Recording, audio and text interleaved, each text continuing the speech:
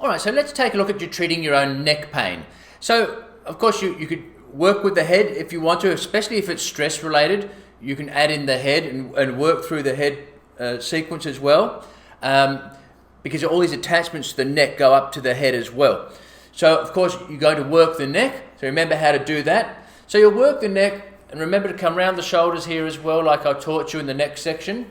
So work as much as you can right throughout the neck doing your gua sha. Okay? Then what you want to do, remember in the occiput here, we talked about this.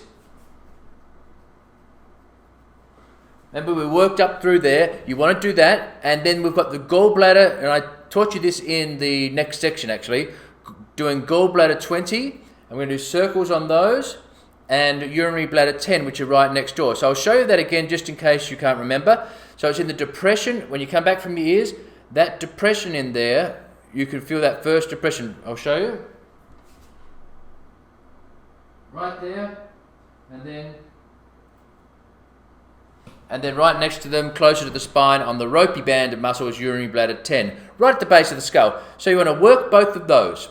Obviously both sides, you should know that by now. So again, just breathe as you stimulate the acupressure points and do those both there. Now the other one you really want to do is work on is gallbladder 21.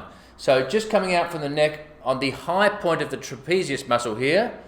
So you see it come out right there. It's on right on the top of that ropey muscle. If you squeeze it, you'll feel it.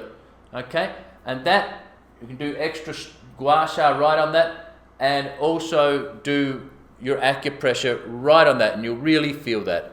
And of course, do both sides for that. Now you also want to include working down the arms. Okay, we want to clear these channels. So work just like we did in the arm sequence. Work them all down, right down the whole arms, just like I'm doing here, obviously with your lubricant on. Okay, and you do that sort of thing. Now, another really powerful point is small intestine 3 for neck pain, and you'll see it. It's right underneath the bone here on the edge of your hand, pretty much where the color of the skin changes. Right, if you make a soft fist, you'll see that crease there. That's where you want to be. And right on there. And this is a really, really good point for all neck pain. So you want to do both sides again with these. Okay, as you do those. So it's gallbladder 20, and so just to be clear, you're going to do, I would add in the head as well. It takes you a couple of seconds.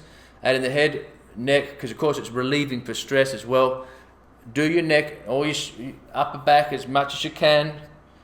Do down the arms, do gallbladder 20, urinary bladder 10, gallbladder 21 on top of the shoulders, and small intestine 3.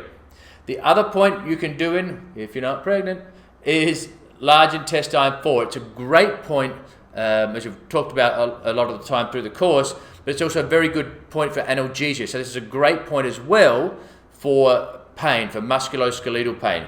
In fact, you could do this in any of the upcoming lectures on musculoskeletal pain. You can add in this as well. All right. Now, the other thing is with neck pain, if there's a stress-related, if the neck pain is stressed because you're stressed, then by all means start doing the stress points as well. Okay, so you're working on those stress points and to help the emotional core of it as well. All right, so that's what you do with neck pain. In your notes, you've got the points to work on. So you just do that, as I say, and it'll really help with neck pain.